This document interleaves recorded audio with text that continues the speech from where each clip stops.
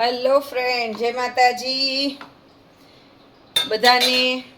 મારા યુટ્યુબ ચેનલમાં આપ સૌનું સ્વાગત છે. ચાલો, હું નવી રેસીપી લઈને આજ આવી ગઈ છું ફરીથી તો આપના સમક્ષ. તો હું આજ લઈને આવી છું દાળ તડકા, બિલકુલ ધાબા સ્ટાઇલ. તો ચાલો આપણે એમની તૈયારી કરીએ. એ પહેલાં આપણે જીરા રાઈસ તૈયાર કરી લઈએ. તો ચાલો, જીરા રાઈસ માટે મેં તેલ લઈ લીધું છે અને એમાં બટર એડ કરી દીધું છે. તેલ સરસ આવી ગયું છે. તો ચાલો આપણે એડ કરી દઈએ જીરું, એક બાદિયા, એક કટકો તજ, તમાકપત્ર. સરસ રીતે વઘાર આપણે રાઈસને આપી દઈએ. જો આપણે રાઈસને સરસ તડકો આપી દીધો છે, આપણા રાઈસમાં તડકો લાગી ગયો છે. આપણે એમને મૂકી દઈએ સાઈડમાં અને આપણે આપણામાં તેલ લઈ લઈએ. હવે આપણે તેલ મૂકી દીધું છે. હવે એમાં આપણે તેલ આવી જાય એટલે બેઝિક મસાલા એડ કરી દઈએ. હવે આપણે કરીએ છીએ દાળ તડકા. હવે આપણે એમાં તમાકપત્ર, તજ, લવિંગ, મરી અને બાદિયાને એડ કરી દીધું છે. હવે આપણે એડ કરીએ છીએ જીરું, થોડાક તલ,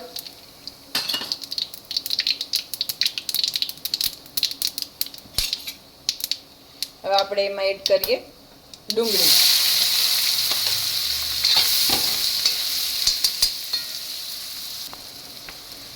ડુંગળી સરસ સોતે થઈ ગઈ છે. હવે આપણે એમાં હળદર એડ કરી દઈએ.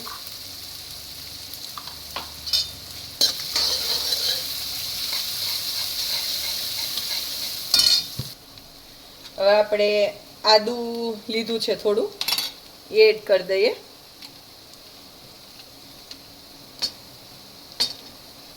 હવે આપણે લસણ લીધું છે ચોપ કરેલું, તો આપણે એ એડ કરી દઈએ. ચાલો, આ બધાને સરસ રીતે સાતળવા દેવાનું છે, થોડું પાકી જાય ત્યાં સુધી. આપણે બધું સરસ રીતે પાકી ગયું છે. હવે આપણે ટમેટા ચોપ કરેલા છે એડ કરી દઈએ.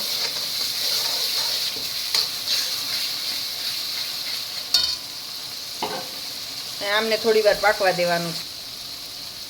સ્વાદ અનુસાર નિમક નાખી દઈએ. જોકે મેં દાળમાં નિમક એડ કરેલું છે એટલે આ મસાલા પૂરતો જ નિમક એડ કરવાનું છે. એ તમારા ટેસ્ટ અકોર્ડિંગ તમે નિમક એડ કરી શકો.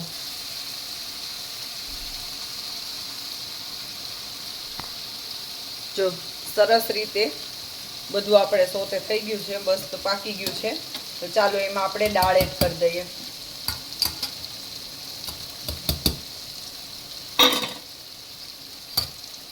મેં આ પહેલેથી જ બાફેલી દાળ બાફી રાખી હતી, દાળ એડ કરવાની છે. તો સરસ રીતે આપણે એડ કરી દઈએ. વિડીયોમાં એન્ડ તક બના રહેજો, હજી આમનો વઘાર બાકી છે. આપણે હવે આપણે એમાં ગરમ પાણી એડ કરી દઈએ. ગરમ લેવાનું, ગરમ પાણી લેશો એમાં મજા આવશે. ઠંડુ પાણી ઉમેરશો તો તમને એટલી મજા નહીં આવે, ટેસ્ટમાં ચેન્જ થઈ જશે. તો તમે બને ત્યાં સુધી ગરમ પાણી એડ કરજો.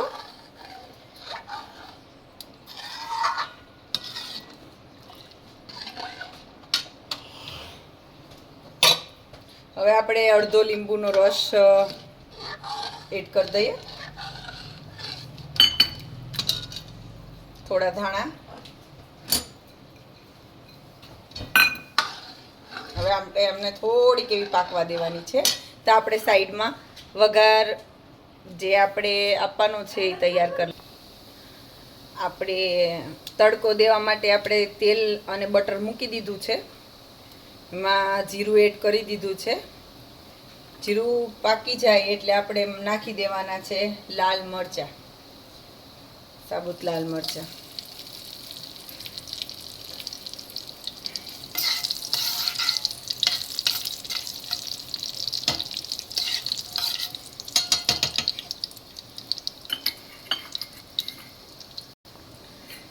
હવે આપણે એમાં એડ કરી દઈશું મરચું લાલ.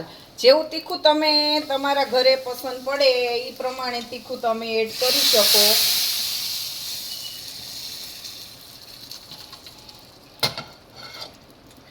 આપણે દાળનો તડકો આપી દીધો. આ બની ગઈ છે દાળ તડકા. આપણી તૈયાર છે દાળ, પંજાબી દાળ તડકા અને જીરા રાઈસ.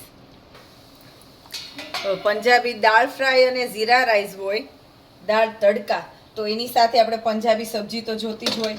તો એની સાથે જો હું આજે બનાવી રહી છું સિમ્પલ અને ફટાફટ બને ને એવી પંજાબી સબ્જી. તો એના માટે મેં લીધું છે એક પેનમાં તેલ લીધું છે.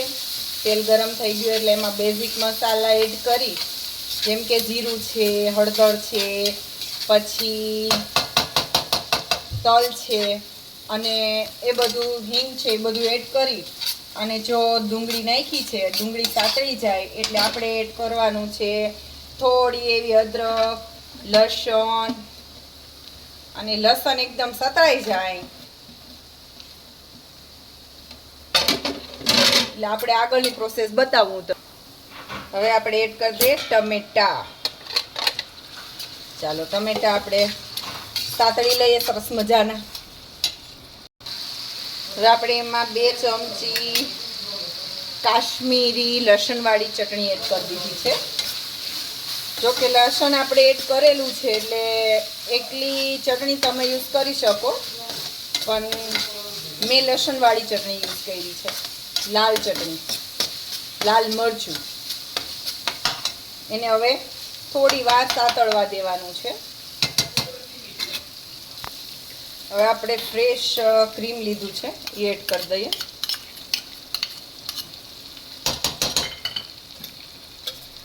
બે ચમચી દહીં. હવે આપણે આમને મિક્સ કરી સરસ મિક્સ કરી દીધું છે. હવે આપણે ખમણી નાખવાનું છે પનીર. પંજાબી સબ્જી અને પનીર ના હોય એવું બને જ નહીં ને. આપણે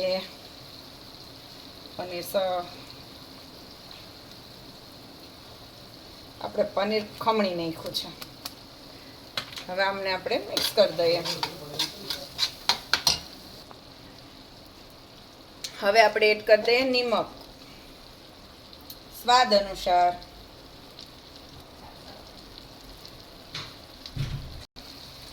હવે આપણે આમાં થોડુંક એવું ચીઝ એડ કરી દઈએ.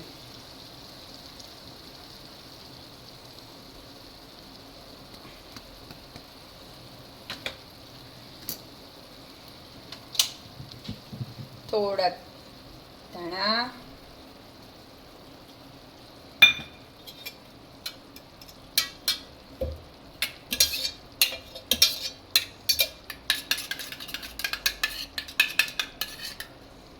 Fresh cream. આ છે આપણું સરસ મજાનું પંજાબી સબ્જી.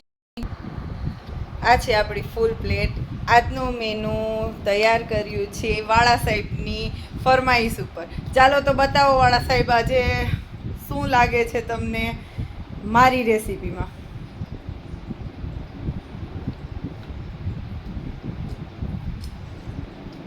એકદમ ટેસ્ટી છે. દાળ ફ્રાય,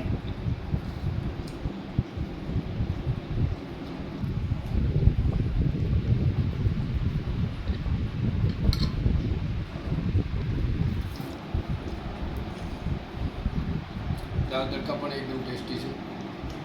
થેન્ક યુ. ચાલો આજની રેસીપી તો વાળા સાહેબને ખૂબ પસંદ પડી. જો તમને બધાને મારી રેસીપી પસંદ પડી હોય તો લાઈક કરો, શેર કરો, સબસ્ક્રાઈબ કરો. જય માતાજી. કોમેન્ટમાં જય માતાજી જરૂરથી લખજો.